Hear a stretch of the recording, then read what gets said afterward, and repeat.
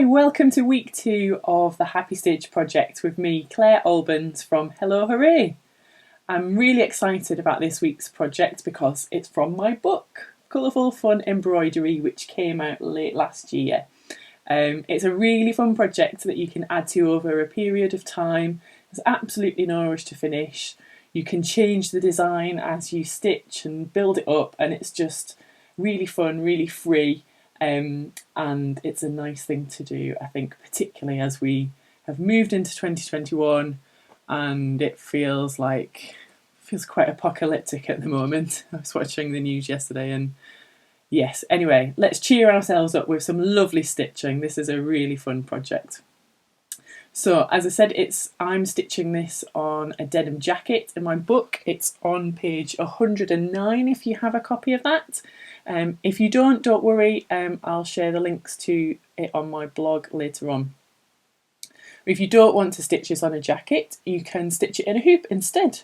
I will be sending out an additional pattern to newsletter subscribers as well, so if you'd rather do this in a hoop, then that's absolutely fine. It's what I call one of my pick-me-up projects. There are 3 different sections in the book. There's craft and new makes, medium makes, and pick-me-up projects. It's one of those things that you can just add to over a long period of time, and it changes and grows as you stitch it, and I feel like it's a nice project for 2021, so feel free to adapt it to suit you. What I'm going to do is, for people who don't have the book, I'm going to put all of the details and information that you need on my blog, so if you head over to there you'll find the full materials list. The link is in the comments. Right, let's do some satin stitch, and we're going to add a few more shapes to this project. So I'm using my loose ends here, and for those of you who don't know, loose ends are all the bits of leftover thread from other projects, so I've got all kinds of things in here.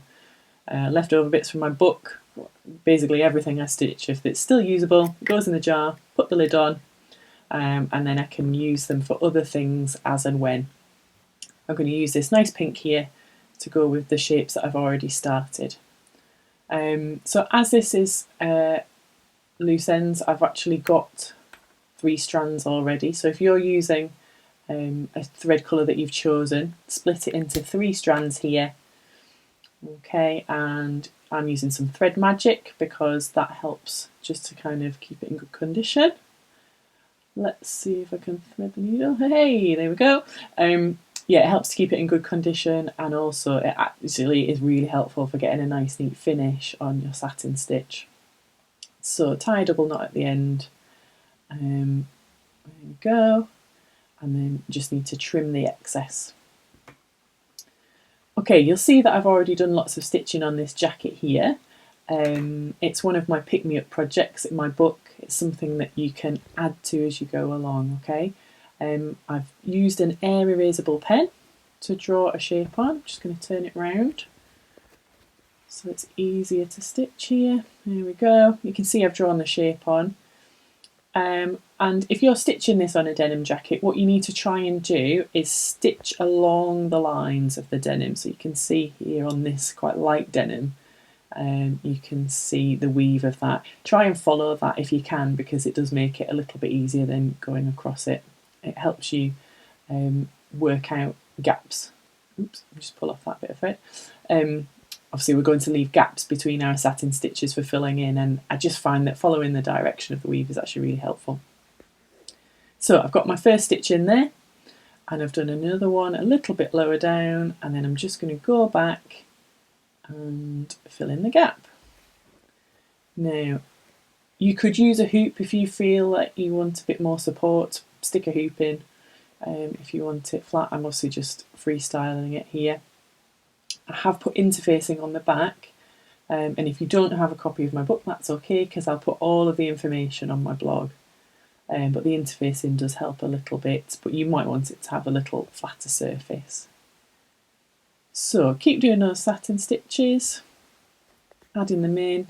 Try not to pull it too tight because you want that flat finish on the jacket. So if you're not using a hoop like me, just check that you're not pulling it out of shape as you go.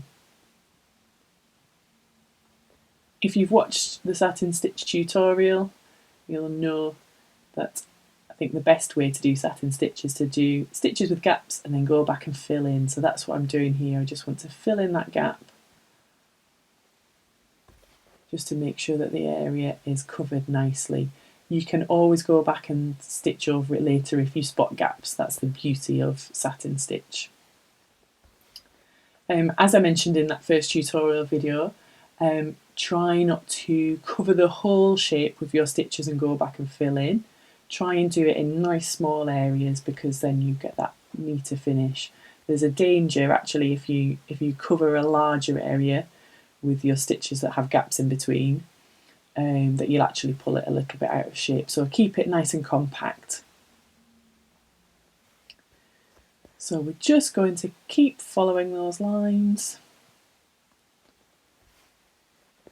They might start to disappear a little bit now. That's absolutely fine. You can just draw them in again. Or you might have drawn in a shape and decide that you want to change it halfway. Again, that's not a problem. You'll notice on the blue little triangle shape that I kind of ran out of thread and then I just decided to fill the rest in with yellow. And that's the beauty of this, using those loose ends. Doesn't matter if you haven't got the colour, you can just fill in and it still looks cool. But remember that if you would rather choose a certain selection of shades, then obviously that's absolutely fine. You don't have to use your loose ends. You could pick a colour palette and use that if you prefer. Okay, we're getting to the smaller end of this triangle here, so you just need to make sure that you're following those lines and filling in those gaps to try and get that neat finish. This little one on the end is probably the fiddliest bit. You might have another one in there. I don't know, I'm going to go back and fill that gap in first. The beauty of this is it's so free, and I know that some people struggle with that sometimes, but I think allowing yourself to just build this up as you go, it's a really nice part of the creative process. Do I need another stitch there? What shall I put there? What's the design going to look like?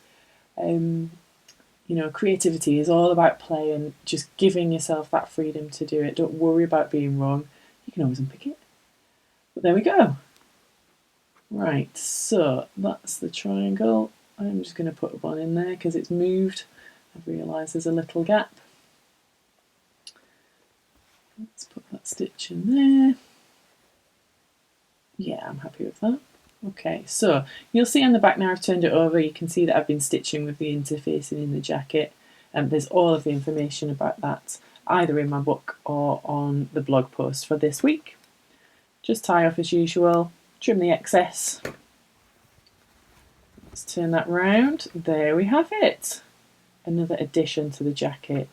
You could fill the whole thing eventually, but the great thing about this is that you can do it gradually. You could wear it like this. Still looks amazing. And it's unique. No one else is going to have this jacket.